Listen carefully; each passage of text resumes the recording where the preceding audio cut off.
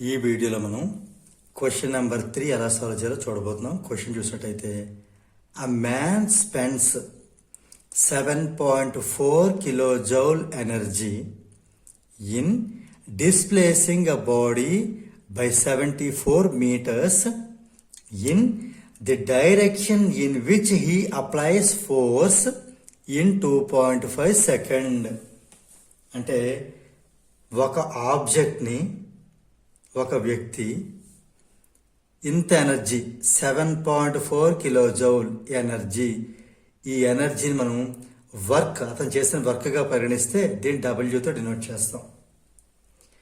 ఇంత ఎనర్జీ, ఇంత వర్క్ దేనికి చేశాడు ఆ వ్యక్తి అంటే ఒక బాడీని 74 మీటర్స్ జరపడానికి. డిస్ప్లేసింగ్ అంటే ఇది మనకి డిస్ప్లేస్మెంట్ ఎస్తో డినోట్ చేయాలి. ఒక ఆబ్జెక్ట్ని, ఏదో ఒక వస్తువుని 74 మీటర్స్ జరపడానికి ఎంత వర్క్ అయితే చేశాడు. ఎంత టైంలో అంటే 2.5 సెకండ్స్లో. దీన్ని మనం టైంతో, టీతో డినోట్ చేస్తాం. ఇది సిచ్యువేషన్. అంటే ఒక వ్యక్తి ఇంత ఎనర్జీ ఉపయోగించి, అంటే ఇంత పని చేశాడు. ఓకే, ఉపయోగించి ఏం చేశాడు?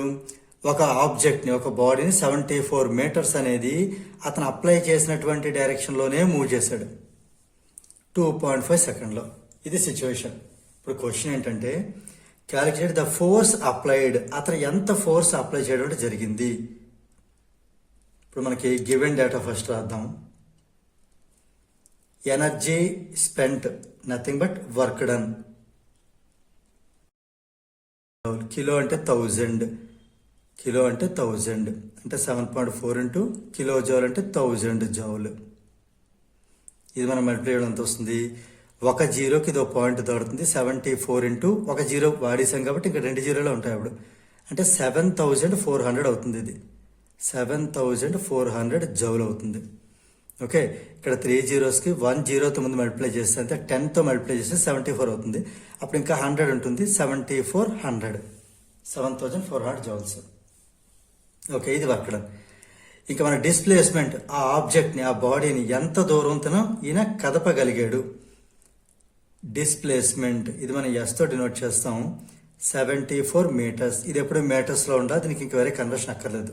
ఆల్రెడీ మీటర్స్లో ఉండాలి, మీటర్స్లో ఇవ్వడం జరిగింది. ఇప్పుడు టైం టేకెన్, ఎంత టైంలో మనకి ఈ వర్క్ కంప్లీట్ చేయగలిగాడు, జరపగలిగాడు? 2.5 సెకండ్స్. ఓకే, ఇప్పుడు ఫోర్స్ అప్లైడ్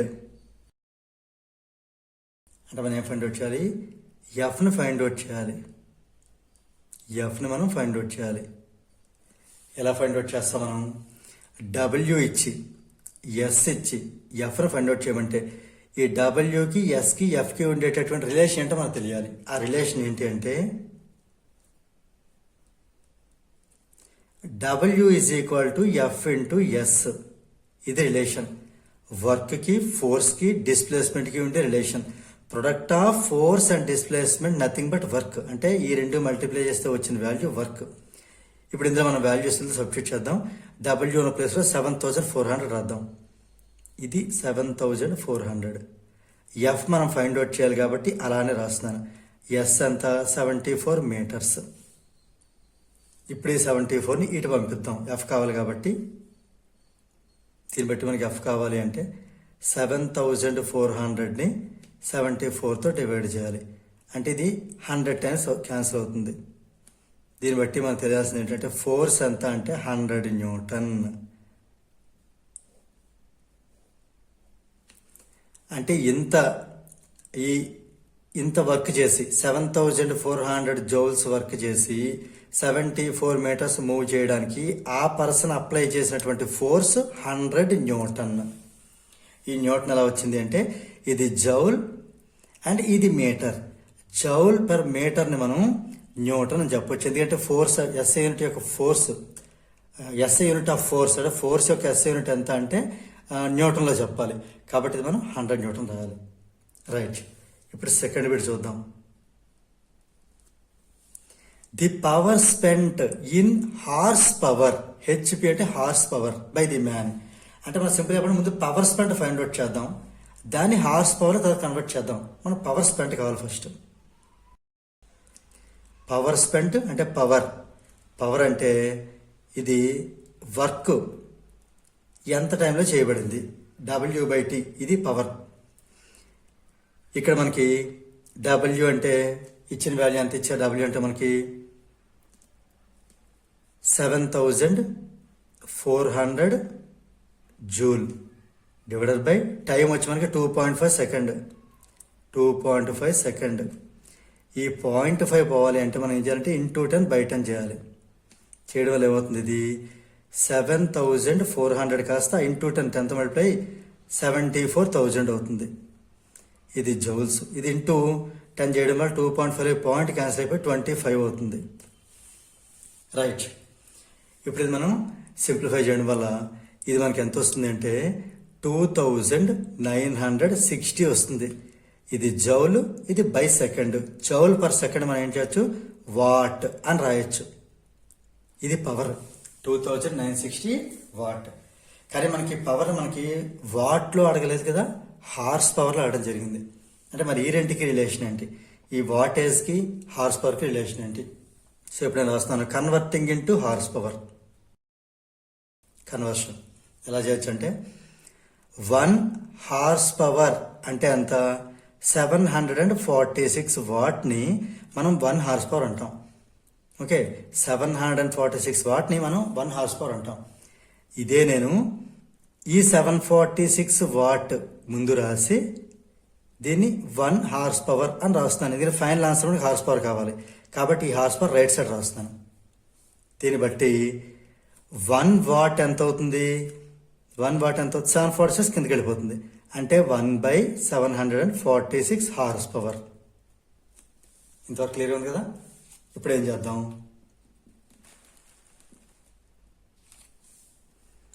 మనకు కావాల్సిన వాట్ ఎంత 2960. అంటే అటు ఇటు 2960తో మల్టిప్లై చేద్దాం. 2960 వాట్ ఎంత అవుతుంది, 2960/746. అటు ఇటు మల్టిప్లై చేసినప్పుడు ఈ 1తో ఈ 2960 మల్టిప్లై చేయాలి. 2960 1 = 2960/746 హార్స్ పవర్.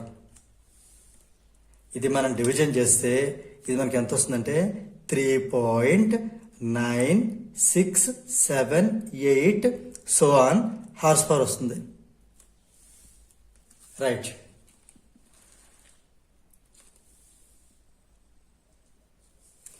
ఇది మనం ఏం చేద్దామంటే 2 ఫిగర్స్ వరకు పాయింట్ 2 డెసిమల్స్ వరకు మనం దీన్ని అరేంజ్ చేసుకుంటే ఇప్పుడు ఎంత అవుతుంది 3.9. ఇప్పుడు 6 ఏమవుతుంది, 6గా ఉంటుందా 7 మారుతుందా అంటే ఇది నెక్స్ట్ డిజిట్ మీద ఆధారపడి ఉంటుంది.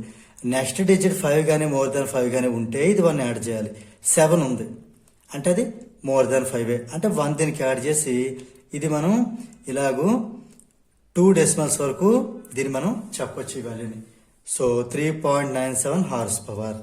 ఇది పవర్ 2960 వాట్ని హార్స్ పవర్ కన్వర్షన్ చేస్తే 3.97 హార్స్ పవర్ వస్తుంది. సో ఇప్పుడు ఇక్కడ కన్క్లూజన్ రాయబోతున్నాను. దేర్ఫోర్